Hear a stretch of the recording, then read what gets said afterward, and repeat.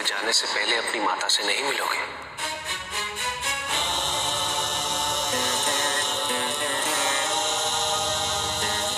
वो माता जो सदैव तुम्हारे पीछे भोजन लेके भागा करती थी, जो तुम्हारे छोटे से छोटे कष्ट पे अत्यंत व्याकुल हो जाती थी। कार्तिकेय, अपनी मां के उस रूप के दर्शन होने के पश्चात तुम्हारे मन में जो विचार उत्पन्न हो रहे हैं वह स्वाभाविक है। यदि तुम अपनी मां की वास्तविकता से पहले ही अवगत होते तो ये शंकाएं तुम्हारे मन में कभी उत्पन्न नहीं होती।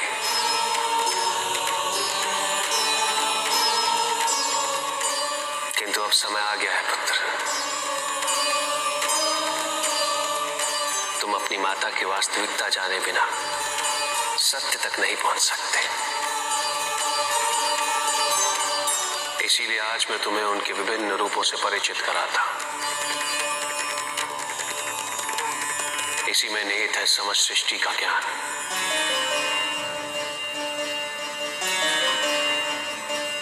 समय के प्रारंभ में परब्रह्म के दो भाग हुए, पुरुष और प्रकृति।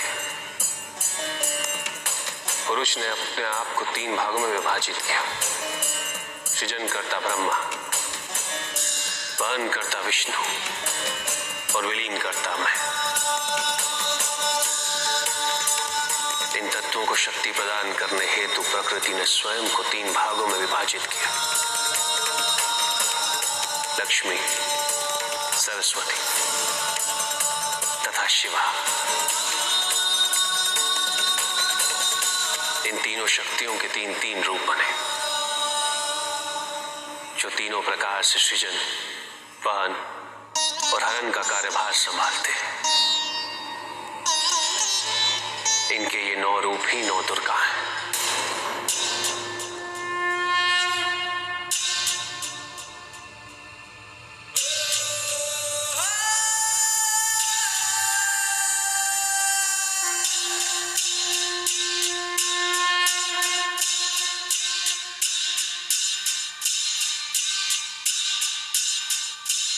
इनका सबसे पहला रूप है शैलपुत्री।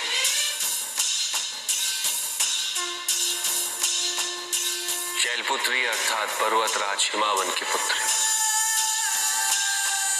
इनका वाहन वृषभ है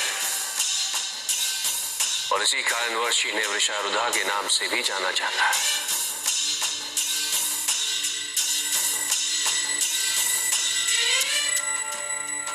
नवदुर्गा का दूसरा रूप है ब्रह्मचारिणी।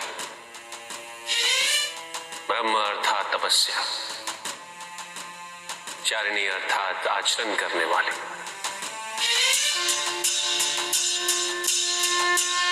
ये रूप उस ज्ञान व आचरण का प्रतीक है जिसके माध्यम से इन्होंने मुझे अपने पति के रूप में प्राप्त किया।